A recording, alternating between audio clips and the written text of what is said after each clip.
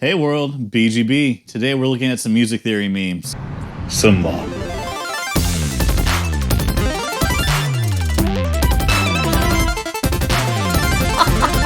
I've been sent some music theory memes to react and break down to because I know a thing or two about music theory.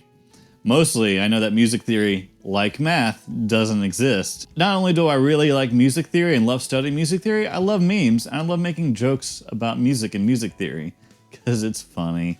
Sweet Home Alabama is in G major. I know what they're going to talk about. Sweet Home Alabama is in D Mixolydian. Bigger brain. Sweet Home Alabama is in C Lydian. Ah, no, it's not. G or D Mixolydian are more common. C Lydian. It's definitely not in Lydian. You'll notice that they don't really sing the fourth. Maybe they do. I could be wrong. Actually, they probably do, but they would be doing much more like slurs and stuff, which you're less likely to hear outside of the D chord, especially, is going to be the F sharp. So C Lydian is not gonna really fly here. Third meme. People in the 18th century when Bach drops at Picardy Third. Yeah.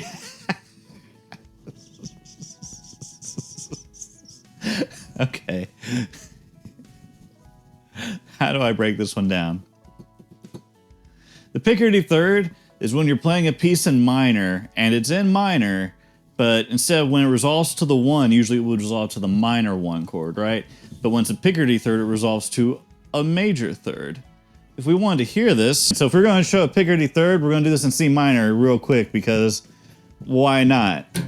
To the minor 4, to the 5, back to the 1, repeat, to the Picardy Third.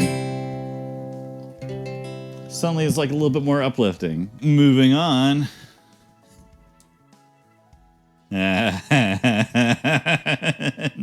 What? Database. This combines two of my favorite things, which is music and Star Trek. But database. Oh, like a database, like what you study from or get your information in. Got it. It's a pun. Yeah, okay. I was just happy to see data on a base. Database.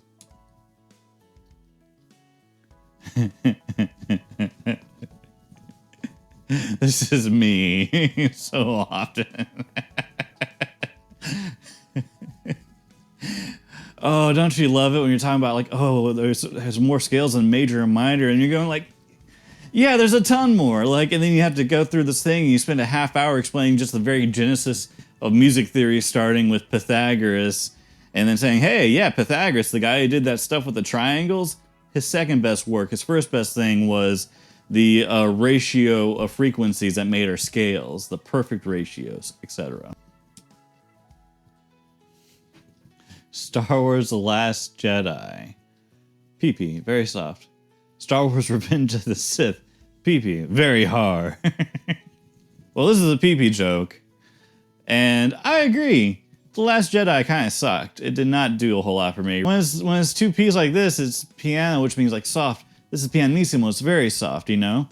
But this is the same P. Like, this doesn't make, you can't have a hard pianissimo. That's like saying having a blackish white. No, that doesn't make sense. It's just a PP joke. I have a very big PP. Davey 504. Moving on. Number 9. When you want to make... Oh, I already got it. I keep on reading the bottom too fast. I'm sorry. When you want to make 7th chords. So anyway, I started stacking. Yeah, that's it.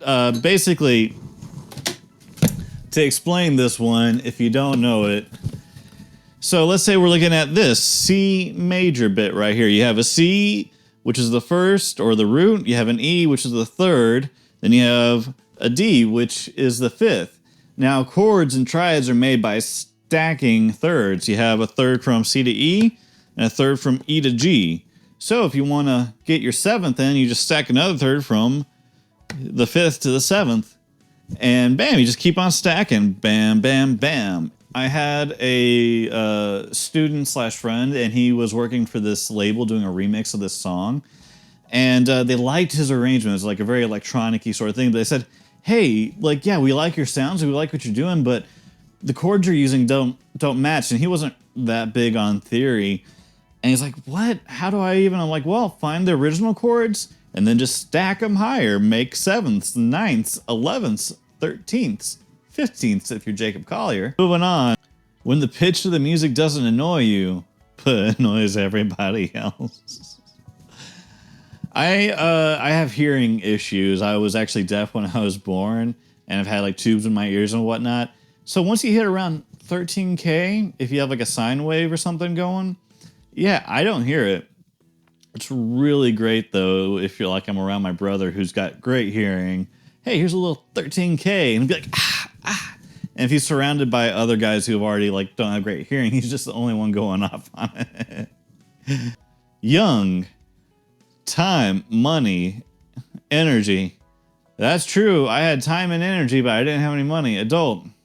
Yeah, I think we already know where this is going. You got money and energy, but you don't have time. I don't have energy, and I don't have money, and I don't have time. Old, you got time and money, but no energy. Musician, time, money, energy. Oh, I just identified myself. Yeah, I don't have any of that. Number 15. I've seen this one. Your car's been keyed.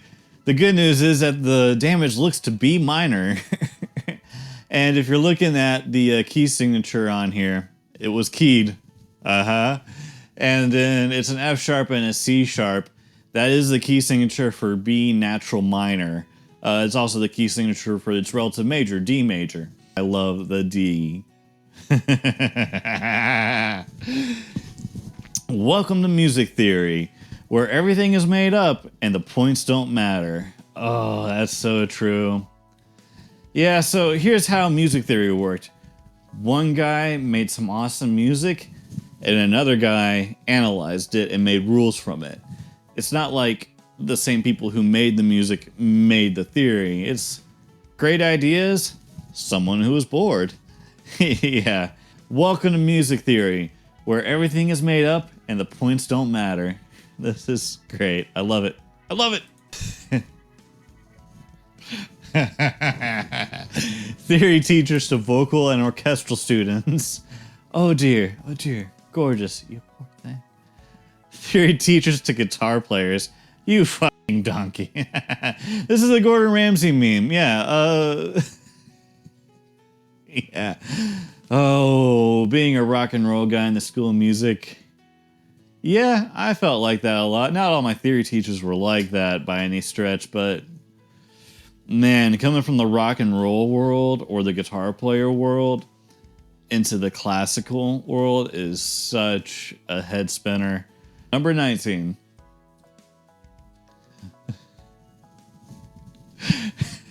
Oh God, I'm in this picture and I love it. When someone is talking about music theory and you never study music theory, but you don't know a delay pedal and get high sometimes, you know, I'm something of a scientist myself. Yeah.